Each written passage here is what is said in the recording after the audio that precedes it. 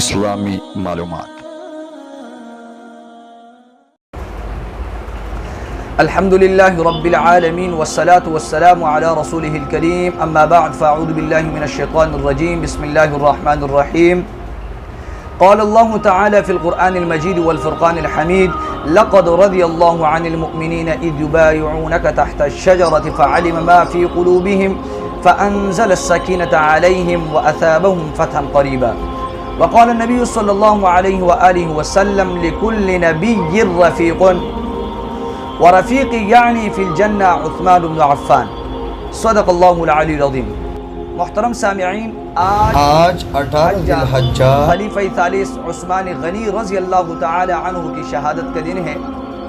وہ عثمان جو ذو النورین ہے، یعنی عثمان رضی اللہ تعالی عنہ دو نور والے ہیں کہ ان کے نبی علیہ الصلوۃ والسلام کی دو بیٹیاں نبی عثمان رضی اللہ تعالی عنہ کے نکاح میں جو ہے موجود جر رہی ہے، اور حضرت عثمان رضی اللہ عنہ کے نکاح میں ام کلثوم رضی اللہ عنہ اور اسی طرح حضرت رقیہ رضی اللہ عنہ عثمان رضی اللہ تعالی عنہ کے نکاح میں رہ چکی ہے. اسی طرح عثمان رضی اللہ تعالی عنہ وہ شخصیت ہے جو ذو الہجرتین ہے، جنہوں نے حبشہ کی طرف بھی ہجرت کیا ہے، جنہوں نے مدینہ کی طرف بھی ہجرت کیا ہے.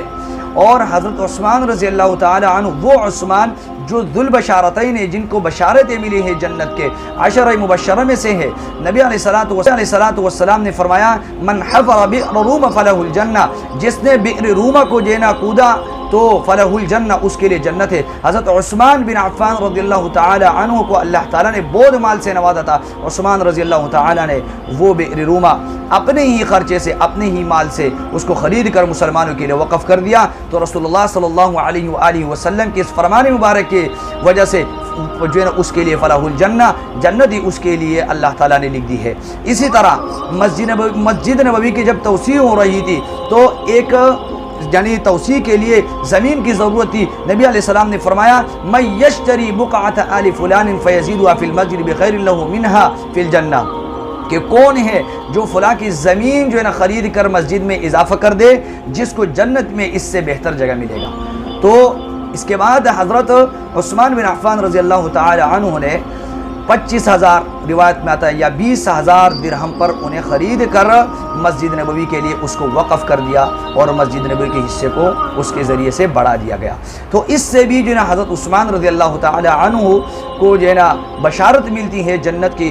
اسی طرح غزوہ تبوک میں بے دریغ مال جب انہوں نے خرچ فرمایا تو رسول اللہ صلی اللہ علیہ وآلہ وسلم نے آپ سے متعلق فرمایا: ما ضر عثمان بعد اليوم، ما ضر عثمان بعد اليوم، آج کے بعد کوئی بھی چیز عثمان رضی اللہ تعالی عنہ کو کوئی چیز جو ہے نقصان نہیں پہنچا سکتی ہے. تو عثمان رضی اللہ تعالی عنہ 10 مبشرہ اور ذو البشارتین، بہت ساری بشارتیں ان کو ملی ہیں، جو یار مصطفیٰ ہے، اور اسی طرح جو حافظ قرآن ہے اور ناشر قرآن ہے، جو اور نبی علیہ الصلوۃ والسلام نے بیت رضوان میں اپنے ہاتھ کو عثمان رضی اللہ تعالی عنہ کا جو ہے ہاتھ قرار دیا ہے. اسی طرح شرم و حیا کا پیکر ہے کہ رسول اللہ صلی اللہ علیہ وآلہ وسلم کے فرمان سے ظاہر ہوتا ہے. رسول اللہ فرماتے ہیں کہ اصدقها حیاء عثمان، کہ عثمان حیا میں سب سے جو ہے نا لوگوں میں سب سے سچے ہیں. اسی طرح حضرت عمر رضی اللہ تعالی عنہ کی ایک روایت سے ہمیں پتہ چلتا ہے، فرماتے کہ اشد امتی حیاء عثمان بن عفان، کہ حیا کے اعتبار سے سب سے زیادہ جس میں حیا ہے وہ حضرت عثمان بن عفان رضی اللہ تعالی عنہ ہے. اسی طرح ایک مرتبہ رسول اللہ صلی اللہ علیہ وآلہ وسلم کے پاس حضرت ابو بکر، عمر رضی اللہ تعالی عنہ یہ حضرات بیٹے ہوتے، لیکن جب حضرت عثمان رضی اللہ تعالی عنہ اجازت طلب کر کے آتے تو نبی علیہ الصلوۃ والسلام کا جو پنڈلی مبارک ہے وہ کھلی ہوتی ہے، تو نبی علیہ الصلوۃ والسلام سیدھے بیٹھ جاتے ہیں اور نبی علیہ الصلوۃ والسلام اس کو چھپا دیتے ہیں. جب وہ حضرات چلے جاتے ہیں تو پھر حضرت عائشہ رضی اللہ عنہ رسول اللہ صلی اللہ علیہ وسلم سے جو ہے نا وہ درخواست کرتی ہے، یعنی عرض کر دیتی ہے کہ یا رسول اللہ، حضرت ابو بکر رضی اللہ عنہ، عمر رضی اللہ عنہ بیٹھے تھے لیکن آپ نے پنڈلی نہیں چھپائی، لیکن جب حضرت عثمان رضی اللہ تعالی عنہ آئے تو آپ نے پنڈلی چھپائی. رسول اللہ صلی اللہ علیہ وآلہ وسلم نے فرمایا: الا استحی من رجل تستحی منہ الملائکہ، یہ کیا میں اس آدمی سے حیا نہ کروں جس سے فرشتے حیا کرتے؟ تو عثمان رضی اللہ عنہ وہ شخصیت ہے جس سے فرشتے جو ہے نا حیا جو ہے نا فرشتے حیا کرتی ہے.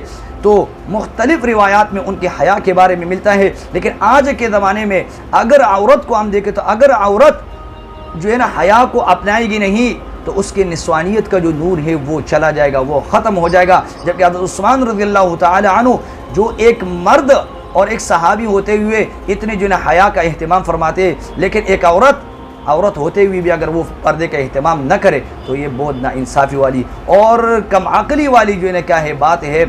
اسی لیے تو علامہ اقبال کے ایک شعر ہے، جس علم کی تاثیر سے زن ہوتی ہے نازن، کہتے ہیں اسی علم کو ارباب نظر موت. تو اسی لیے آج کل کے زمانے میں جو فیمنزم کے حوالے سے بہت سارے فتنے نکلے ہیں، جو عورتوں کو باہر لانا چاہتا ہے جدت کے نام پر، تو یہ جو ہے ایک ناانصافی ہے، کم علمی ہے، اور یہ اسلام کے خلاف بہت بڑا پروپیگنڈا ہے. تو اسی لیے اللہ تعالی ہمیں اس پر عمل کرنے کی توفیق عطا فرمائے، کیونکہ حیا ایمان کا ایک شعبہ ہے. الحیاء شعبۃ من الایمان. اور اس رسول اللہ صلی اللہ علیہ وآلہ وسلم نے فرمایا اذا لم تستحی فاصنع ما شئت، کہ جب انسان میں حیا ختم ہو جاتا ہے تو پھر وہ جو کچھ بھی کرے وہ کر سکتا ہے. اسی طرح حضرت عثمان رضی اللہ تعالیٰ عنہ غزوہ احد میں نبی علیہ الصلوۃ والسلام کے محافظ بنے. 22 مربع میل پر حکومت کرنے والے وہ عثمان، اور سخاوت کے باہری پیکرا تھے کہ بہت سخاوت کرتے تھے، بہت مال اسلام کے راستے میں، اللہ کے راستے میں جو حضرت عثمان رضی اللہ تعالیٰ عنہ نے خرچ کیا ہے.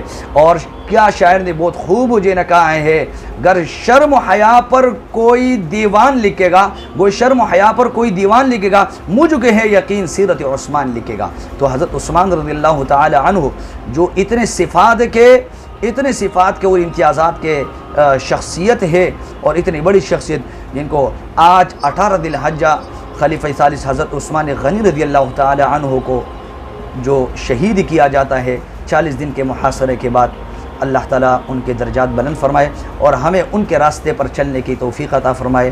وآخر دعوانا ان الحمد للہ رب العالمین.